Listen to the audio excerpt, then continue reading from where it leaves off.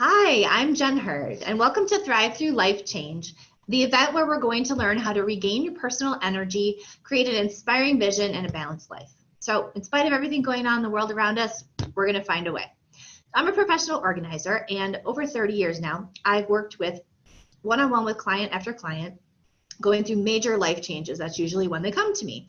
And some would really successfully transition from one phase to another of their life, and it wouldn't be a problem. They'd be pretty seamless. But for other people, they would get stuck. They would hit a lot of bumps in the road, and attitude and energy were really taking a toll. So I decided during our COVID forced vacation that I would come up with a way to teach more people, not just work one-to-one, but work one-to-many, and teach people a little bit more about how they can get through these big catastrophic life changes or tectonic changes. We were talking in the last discussion I just had. It was amazing. So all these experts that I pulled together are going to discuss how they've overcome things, how they've grown, they've thrived, and their businesses that surround getting people through life changes and over the hump and into the next phase. So my guest today is Jen Bitner, and she traded in burnout for purpose and flow. She teaches people how to live a stress-free life with more freedom. And she originally was in the fitness industry for 10 years as a general manager, and she climbed up the corporate ladder and got through many levels to achieve success. But during that time, she also had severe anxiety and panic disorder. And so the imbalanced state that she found in her mental health really forced her to make a change. And she realized that her new goal was to help other people do the same. So she started her own business called Mind Fitness, and it focuses on teaching others about a holistic approach to a fit and healthy mind. And soon after that, she also launched an emotional aromatherapy business, which also she co-founded and built a planner company surrounding that. So she has planners that are involved with the aromatherapy. So this is going to be a really interesting conversation. There's a lot of holistic health aspect, and I think this is really going to help people. And also there's, the mind she's found is one of the most underutilized resources. And so this is going to be a way that we can learn a little bit more about using our whole mind. So she also has a book on Amazon called Just a Girl with Anxiety, and she travels all over Canada as a keynote speaker for mental well-being and her Mind Fit program that we're going to discuss and learn more about. So welcome, Jen. I would love to talk to you today about your experiences, obviously, and we're going to talk about life changes. So how are you doing today? I'm good. Yeah, excited to be here. Ah, super. Well, Jen's up in the Niagara Falls area of Canada, right? And she has her Mind Fitness Mastery program and the Mind Leadership podcast, and then her book. So within this program, I really want to dive in a little bit because I think this is something that's going to be really helpful for people, talking about the 6 key principles that you have. That can you share with our viewers just a little bit about the foundational principles with your program? Because I think it's really amazing. Sure. So one of the things that I noticed the most when I was going through my own journey with severe anxiety and multiple panic attacks a day, and at the beginning stages, it was that conventional approach to medication and talk therapy and whatnot. And these things were not working for me. They just weren't. I was not improving. I was not progressing. If anything, it was just maybe kind of taking the edge off a little bit, but I wasn't seeing myself come back into a state of balance or, come back to a new normal. And so I started doing a lot of self-education. And this is where I started to come across a lot of approaches that were more focused on lifestyle, that were more focused on the holistic approach, meaning that connection that we see between our minds and our bodies and our emotions and our spiritual connections and just everything, all aspects of the whole self. As opposed to just addressing the symptom, we're looking at what is the root cause, what is off balance, let's address that, symptoms will disappear. So there were some key things that I really were able to target in the years that in the years that it took me to go from, nothing is working, so I need to self-educate, and taking me to my point of recovery.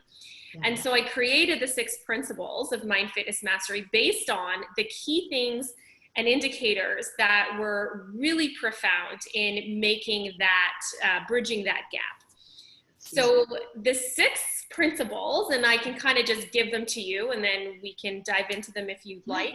But we have brain fuel, we have movement, we have rest and managing stress, we have reducing synthetic exposure or toxic load, we have our social support, and we have meaning and purpose. So those are the 6 key principles that I identified and been able to do a lot of the sort of the education and teaching around. Yeah, those are huge areas. Yeah, really, there's so much that you can do in each of those to really shore up what's going on. I had anxiety and depression aspects too in my up until my 30s, and so it was until you find out some of those things for yourself and figure out how your body works, it really it doesn't improve. It doesn't go away. It's always there waiting, until you get your load down. Is what it's like, the straws that stack up on the camel's back, until you start pulling the straws off, you're not ever going to really come out of it fully, I think. Yeah, absolutely. Yeah. So let's talk about the pillars a little bit. What was the first again? Let's go back. And so the first one is brain fuel. So this for me, this is your nutrition. So this is what we are fueling our body with that ends up affecting our brain. So when we think of mental health, our brain is very sensitive, and it's very sensitive to inflammation.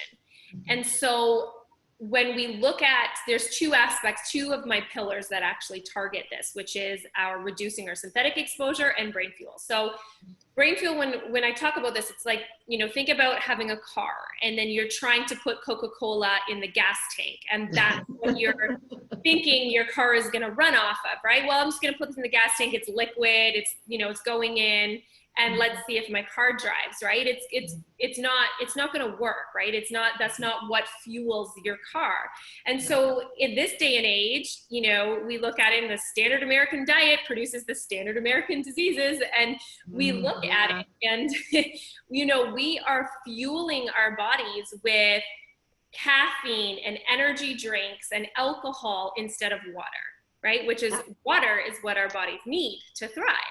Yes. Ditto.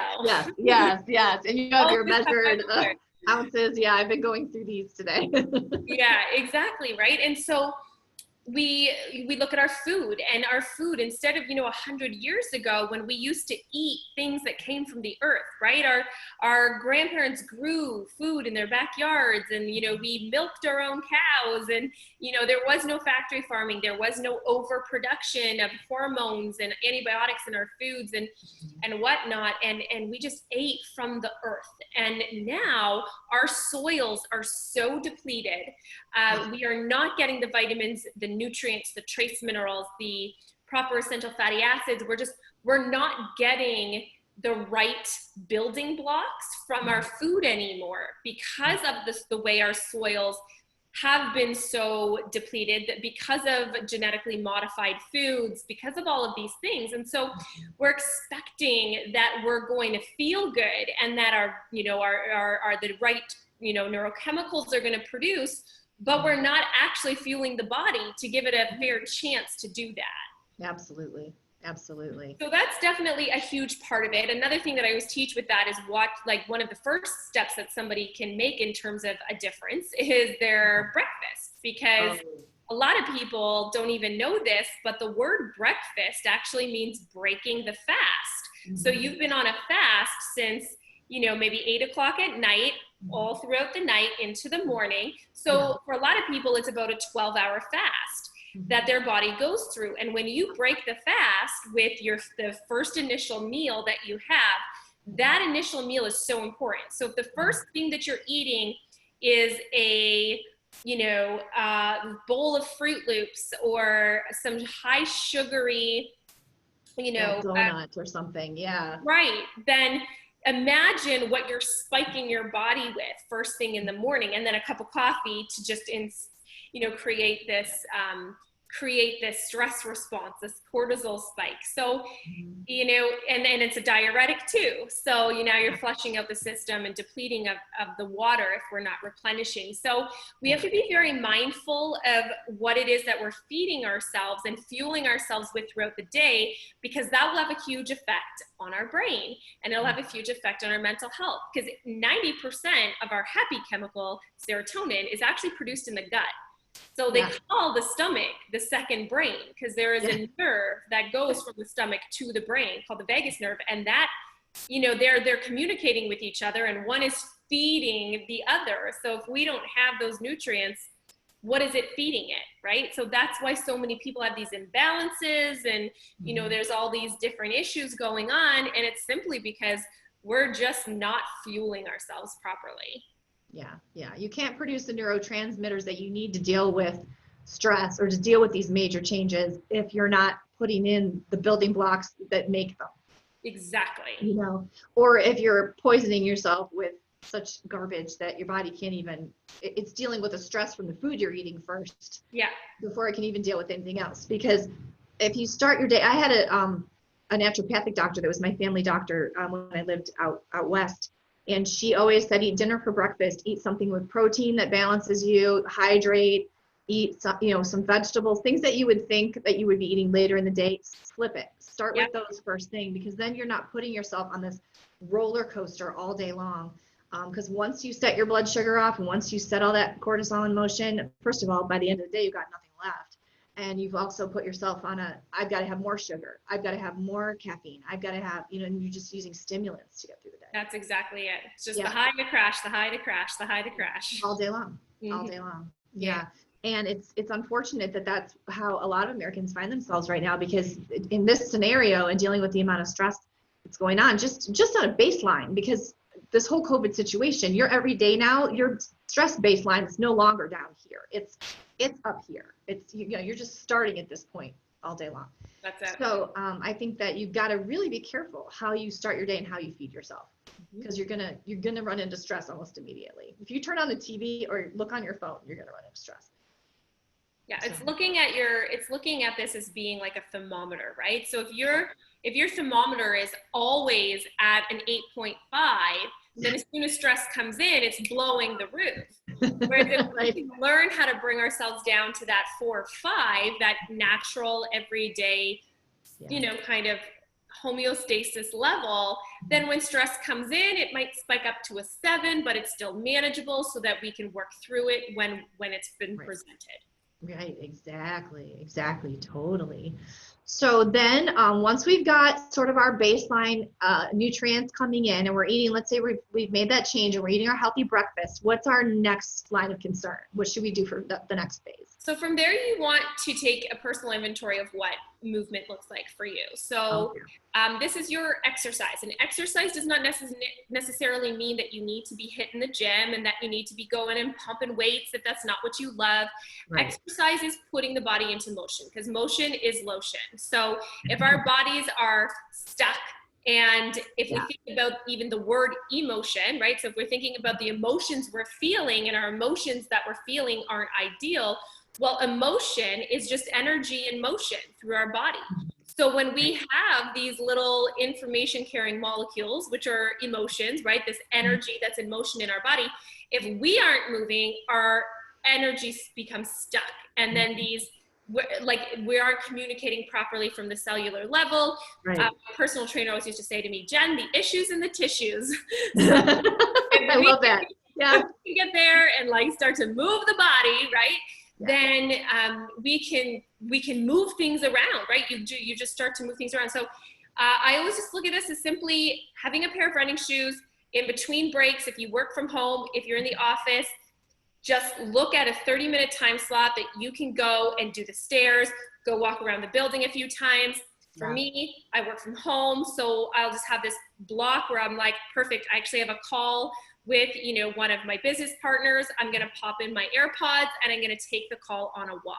So that way I'm like moving and walking while doing a call, and kind of killing, taking that time slot to be able to do something other than just sitting here taking the call. So looking at ways that we can move our bodies, because it requires that movement in order to, again, continually function. It releases endorphins. Movement releases endorphins that are very, very powerful for keeping our minds and our brains on point. Yeah, they're huge. And I know, like, as a funny example, my boyfriend, this office that I'm in is down the hall from his office, coincidentally. And his office is on the 20th floor of this building that I'm in. Beautiful view. And he would always take the stairs coming up. And he'd get to his desk and he'd be huffing and puffing, but he did it, every day. He'd take the stairs up to 20 floors. And one of the guys saw him coming out of the stairwell one day, and he was just dumbfounded. Like, he's like, dude, seriously? You took the stairs? And Rick's like, yeah, that's how I get myself going. Like, I need to do that because I'm going to come in here and sit for hours. So now they started this competition right before COVID. They were having stair climbing like races where they would time the guys on their way up, and they would have a toilet paper finish line, and they would have to run through the finish line at the end. That's awesome. He's like, you guys need to get in shape, so he kind of whipped them into shape. Yeah. But, I think it's important, like when you're dealing with stress, you're in sales, like they are, to put something in your day that, even if it's just fun, a little competition with the guys or something, to break it up, and that's something that you just have to be conscious about. Or park further from the building. It's got a really big parking lot. Park further out so you at least get a brisk walk on your way in. Yeah, exactly. And even if you are in a leadership position and you recognize you've got your team that is struggling, and you notice that they're stressed out, it's like, stop everything. Yeah. Go take 2 laps around the building. Yeah. And then come back in. And your mind frame, everything will shift, because sometimes we just need to walk it off. Sometimes we just need to move the body. So very true. So true. In my line of work too, it's a physical job. So the COVID break for me was hard because I had to actually start more of a workout routine than I had before. It used to be I would go in people's homes, I'd be running up and down stairs, carrying boxes, I'm moving and bending and stooping all day long. So I had my own workout routine. I mean, there's days where I would walk a good 5K easily. So it was great. And then COVID, the screeching halt, I had to actually, after about a week, I thought, oh my gosh, I'm just stiffening up. Like everything's coming to a halt, not just emotionally, but physically. So I totally get that difference, that distinction. So anybody out there who's going through that sort of, you're stagnant because you're not doing what you normally do, you've got to create a routine for yourself. You've got to come up with a way to move. So even if it's just creative, don't just, take the kids, tell the kids you're going to have a race around the block. My cousins were doing that. They were timing all their kids going around, doing they marked it with their bikes to figure out how far it was. And then the kids had to run it, the adults had to run it, and everybody's time counted, and I just think you gotta have some fun with it and really be creative. Absolutely. So the third pillar, after you get the food and the movement, what's next? So this is where we look at our rest and our managing of stress. So with rest, it's huge because we operate on a circadian cycle. And the circadian cycle is just biologically ingrained in us. It is there's certain times throughout the day where certain things happen within our bodies, making it more ideal. If we think about back in the day from another era where we didn't have TVs and laptops and cell phones and lights and all these automatic things, so just handed to us and done for us. We used to, melatonin, which is our sleep hormone, would start to secrete as soon as the sun went down. So, before and back in the day, there were no lights. We didn't have lights in our homes. So when the sun started to go down, everyone got ready for bed, everyone got in bed, and then everyone went to sleep once the moon had come out. And naturally, our melatonin secreted when the sun went down, right? It's like our brains knew light is gone, which means it's time for rest. And then naturally the body would wake up with the sun rise as the lights came back on and the sun was out and it was bright. We would wake up. And then there's certain times throughout the day where we would have a spike in cortisol, and there's certain times where we would be more apt for cardiovascular. This is back in the day when most hunters would go out to hunt, right? So because there were certain parts of the body that were more functioning at that time. And so it is biologically ingrained in us to do these certain things. But if we look at our lifestyles now, we aren't sleeping like this because we're facing, we've got our phones and we've got this blue light flashing at us, and our TVs are on and the lights are on and our laptops are on. And so our melatonin isn't naturally secreting, and we're having issues sleeping. And then when we have that break in sleep, we start getting hormonal issues. And I mean, I'm 17, almost 18 weeks pregnant. So I can say that like lack of sleep has started happening here, and it is awful. And it's just, you wake up and you're tired, and you know that your hormones are shifting. And so this is something that for people who deal with a lot of like high stress, or they're dealing with that issue of, I feel like I'm facing burnout. A lot of times I just look at with my clients, I'm like, well, we need to assess these things, right? What is the sleep like? Okay, now if our sleep is off, we need to address that as one of the root causes, and we need to get better sleep. And so we start to implement routines and activities that are going to help get better sleep. And then managing stress throughout the day. What are we doing? So when the stress comes in, are we taking a 5-minute, what I call a mind fitness break? Are we taking that 5 minutes to ground ourselves and to shut the lights off in the office and put our head down? And even if it's 3 minutes will still make a huge difference. And giving yourself permission to take those breaks, so that we can, and even if you have to lock yourself in a bathroom, whatever it is, or a janitor's closet, just giving yourself that permission to say, like, I need a moment right now, because we're just running from one thing to the next. And this is where time management is also huge. We need to be able to know how to leverage our time and how to prioritize our energy, so that we are not so overcommitted with these jam-packed schedules that are leaving us feeling exhausted. Yeah.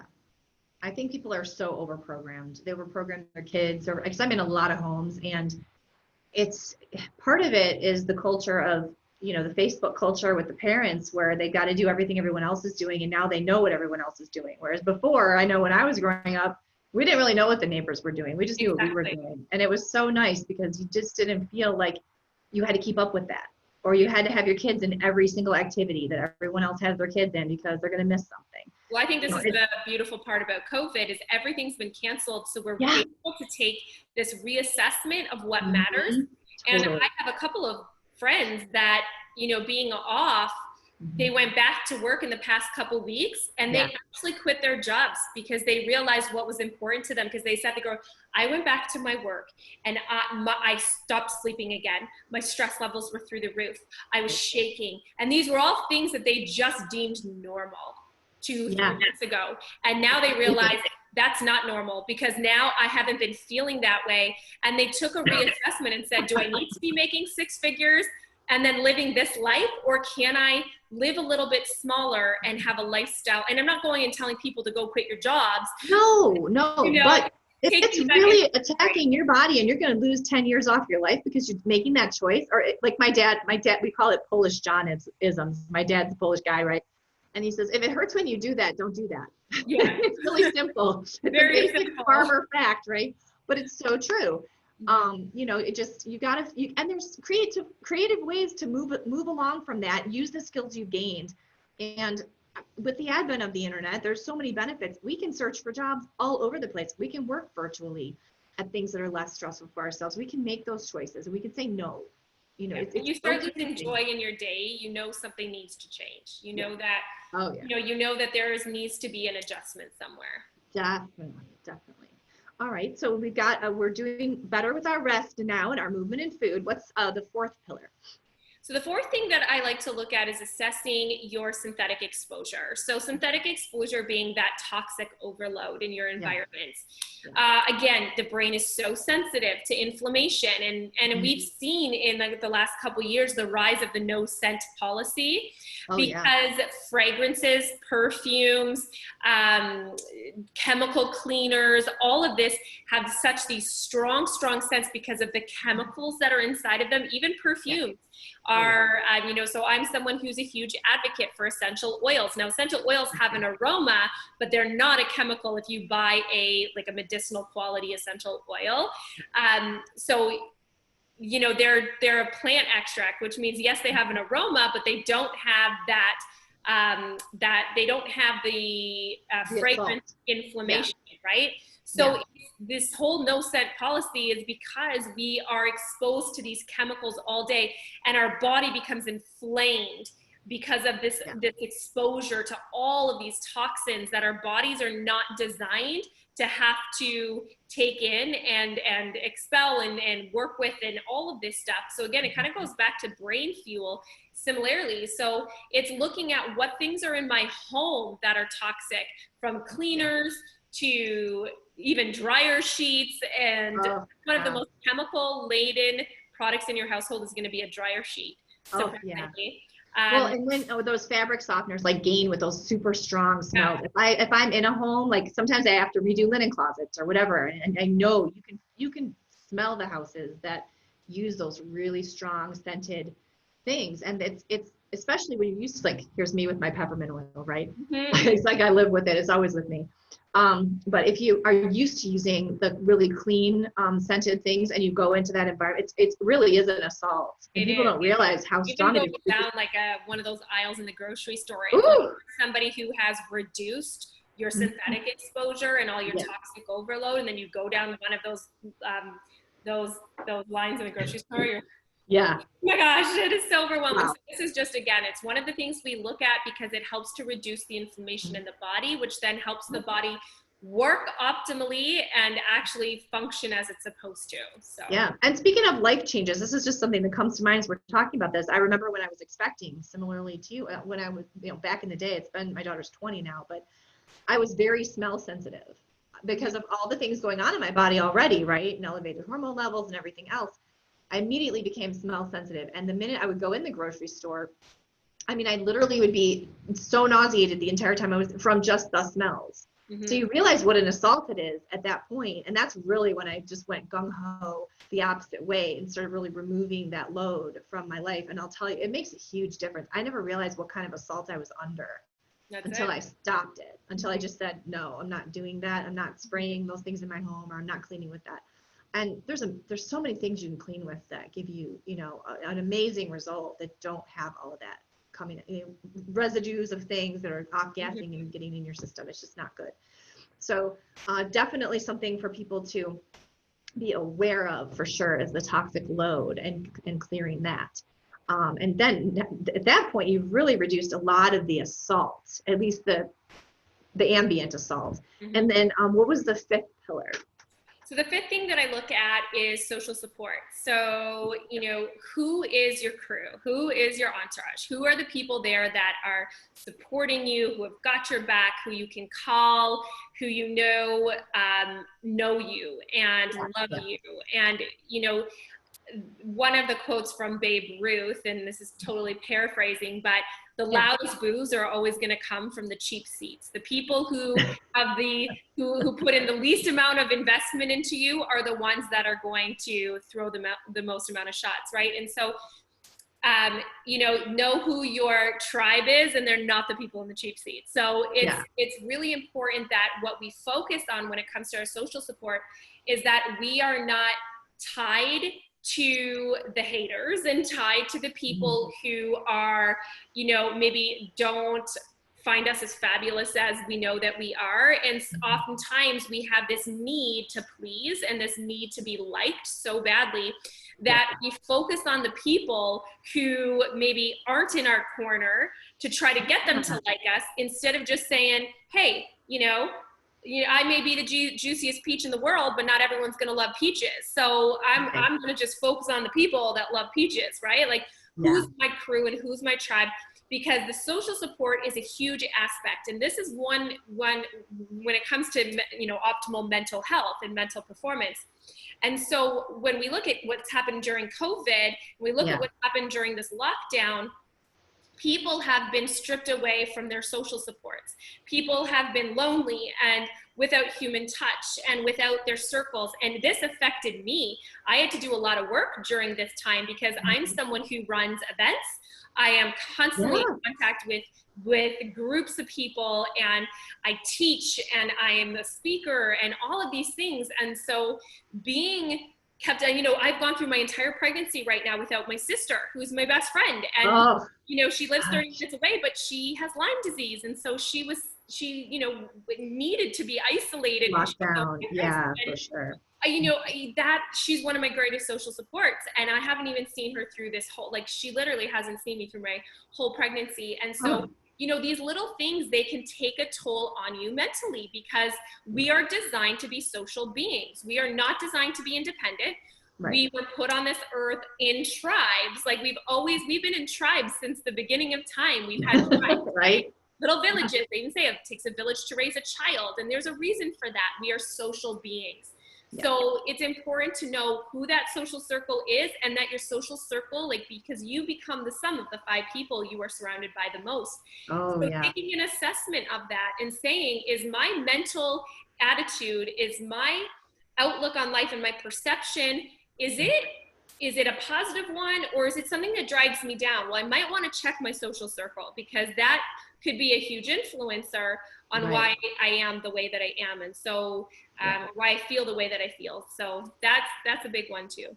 It is. It is. Who you're surrounded with is huge. And if even if you're not around your circle of friends, if to the opposite side of that, if you're just out on, you know, social media where you're just hearing a bunch of people spew negativity or coming under attack for any opinion that you have, you're driving yourself into a deeper hole. So we have to be very conscious consumers of media in general, on top of the fact that, you know, especially now that we're apart from our biggest cheerleaders and our biggest, you know, supports, because it's almost like a double whammy. Mm-hmm.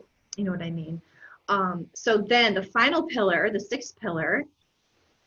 The 6th pillar is meaning and purpose. So this is where it's so important that we have meaning and purpose in our lives. Why are we here? What is our footprint? What is our message? For most people, our mess becomes our message. The thing that we've gone through in our life that is so, seems like the biggest obstacle, you know, seems like the greatest challenge, something that, why me, right? When you've sat there and said, oh Lord, why me?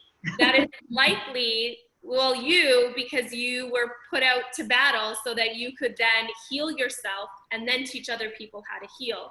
Right. And so, you know, having meaning and purpose is so important. So discovering your why, discovering why you're here, discovering what the meaning of your life is. You know, so many people die with their song still inside of them and never having that opportunity to get it out and to share it and to live it and to do it. And that's what life is for. And so I love working with clients on finding that purpose and really knowing, what am I here for? How do I share it? You know, what do I do with this? And creating this powerful presence with just the work that we do every single day. Yeah. And it's so important. And it is true. So many people leave this life without really ever getting it out, taking what they learned and putting it forth to really serve other people. And it's just so important to not take it all with you to the grave. You know, there's a lot of things that we're put here to learn. And I think that God or the universe, however you want to see it, they have a much higher plan for us, and we need to be seeking that. I think that's part of like the reason why we're put here at whatever time we're put here. You know, I just feel like we get interjected into the circumstance and we're supposed to figure it out. It's like a big mystery. And so when you let the curveballs derail you altogether and you're just kind of spiraling and caught up in your head and you don't know where to go, you're wasting that opportunity. You know, at least I try to see it that way. Like I really tried to see the COVID forced vacation as an opportunity. Yeah. I think it took me about a week to get my mind around it, because we had entered busy season already, because for springtime for organizers is when, you know, but about mid-February our phones start ringing, and that's how it goes. So we had already started, so we were like at a full tilt or nearly, and then it was very abrupt. So it was very shocking. And I think it took a little bit, because again, it's like a big swing. So you have to say, all right, wait a minute, let this come to rest for a second. And then you have to sort it out. I think a lot of life's changes are like that. You know, it can be very abrupt. It can be very sudden. And the faster you get through that big swing and figure out, okay, what's baseline? Okay, where am I going? You know, the more successful you'll be, and the more balanced you'll be, I think. Just my opinion. So let's take a little turn, speaking of that, with the anxiety part and the panic attacks part. I had them all through college and probably another 10 years after that. And I think we both have a lot of success in the things that, well, obviously these pillars have worked, but I want to talk a little bit about the essential oils and the holistic part of the lifestyle changes, and also a little bit about how you systematize your oil process for that, because I think that's really fascinating, and maybe our viewers who might be oil users or considering it might want some input in that regard, because it's amazing the benefit that it provides. Yeah, actually, I mean, the essential oils changed my life, I can say, right? They changed my life from a health and financial standpoint. I was able to build an entire business, a global business, off of teaching people just like me how to educate on natural medicine. And I have teams all over the world that I work with, just teaching them how to educate on the essential oils. And then of course I have my own clients that I work with on the essential oils. And I came into it from a standpoint of emotional aromatherapy. So I partnered with a company called doTERRA, which stands for Gifts of the Earth. And I started teaching on emotional aromatherapy. So how do we use, it's therapy through the use of smell, and how we can use it to actually help to bring and elicit certain emotions that we want to feel. And it goes so beyond that. This is a medicinal quality oil, so we can use it as internal medicine. And it's, which is, very hard to say about most of the essential oils on the market. So this is a very, it's a very powerful way to be able to use nature to help our bodies thrive and help our bodies do what they need to do. So even when I look at the 6 pillars, when I look at brain fuel, when I look at, resting and managing stress, when I look at reducing synthetic exposure, these things we can all use nature for helping to bring those things into play. So yeah, the essential oils have been a huge part. I've been 5 years now completely natural and medication free and all of that good stuff, because when using nature, we're looking at addressing the root cause. When looking at a modern approach to healthcare, we're looking at addressing symptoms. But the symptoms are there as the alarm to the root cause. So I really prefer the natural approach, because I prefer to look at the symptoms. And so that's been a huge part. And through me starting my business as an educator for this essential oil company, I was able to quit my job and quit my corporate job and come home. And my husband was able to come home, and all of these beautiful things. And I started a planner company, because as business owners, we have all these things on our plate. Now we're starting this home-based business. And so I started a planner company. I actually have it right here, because I was working from there.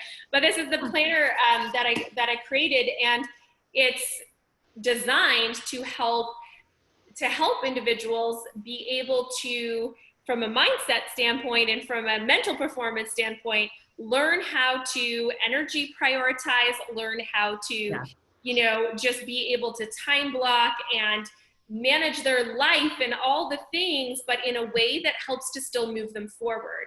And so that for me was huge, was being able to teach powerful women how to avoid burnout, but live a life of less stress and more freedom, and not having to sacrifice our dreams and our passions and our goals, by saying, well, I can't have both, right? I can't have freedom and also have less stress, but you can. And now I'm living that, and it's beautiful. Yeah.